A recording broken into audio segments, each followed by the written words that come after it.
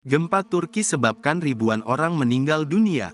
Lebih dari 1.000 orang dilaporkan meninggal dunia akibat gempa di Turki dan Suriah yang terjadi pada Senin, tanggal 6 Februari tahun 2023. Korban tewas di seluruh Suriah telah meningkat menjadi setidaknya 560 orang. Kementerian Kesehatan Suriah mengatakan sedikitnya 339 orang tewas dan 1.089 terluka. Kelompok penyelamat Helm Putih mengatakan sedikitnya 221 tewas dan 419 terluka.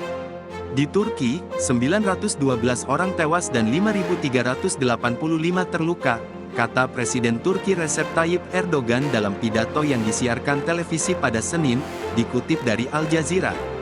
Gempa berkekuatan 7,8 skala Richter mengguncang Turki Selatan dan Suriah Utara pada Senin, tanggal 6 Februari tahun 2023, sekira pukul 4.17 waktu setempat. Pusat gempa itu berada 23 km, 14,2 mil, timur Nurdagi, di Provinsi Gaziantep, Turki, pada kedalaman 24,1 km, 14,9 mil, kata Survei Geologi Amerika Serikat, USGS.